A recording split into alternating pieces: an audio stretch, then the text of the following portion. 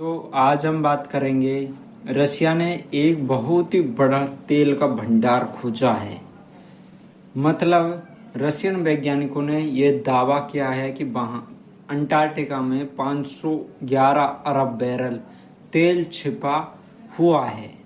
तो ये बहुत बड़ी बात है, क्योंकि ये जो तेल भंडार है ये दुनिया की कई प्रमुख तेल भंडारों से लगभग 10 गुना अधिक है। और सऊदी अरब के पास जितना भी है ना, उससे 2 गुना है। इसलिए ये न्यूज बहुत महत्वपूर्ण है। यह खोज किसने की है? यह खोज करके दावा किया कि जो रशिया ने ये दावा किया, रशिया ने ही खोज की है। लेकिन ये अधिकार क्षेत्र वाला किसका हिस्सा? ब्रिटिश दावे वाले क्षेत्र में हुई है। मतलब ये अर्जेंटीना और चिली के दावे वाले इलाके को ओवरलैप करता है। तो अब यही बात आती है, रूस और चीन क्या चाहते हैं कि यहाँ पे ड्रिलिंग अभियान चाहते हैं।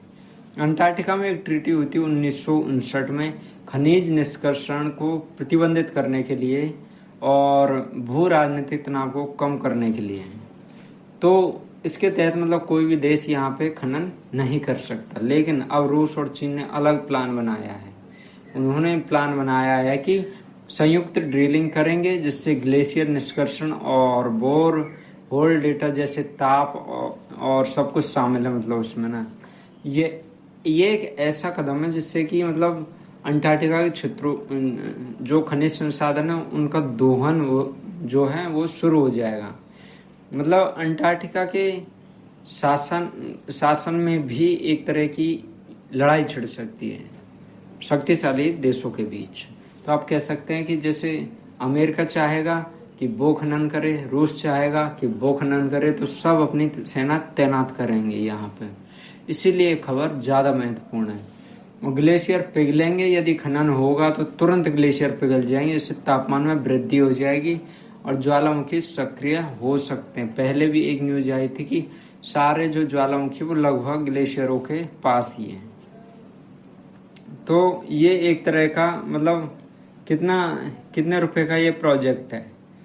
ये प्रोजेक्ट था $1 बिलियन का, जो दिखाता है कि मतलब रूस जो है इसमें कितना उत्सुक है। और कोई इतनी सारी रकम खर्च कर रहा है, रूस भी कर रहा है, चीन भी कर रहा है, पता नहीं कितने $1 बिलियन खर्च किए होंगे इन्होंने ना।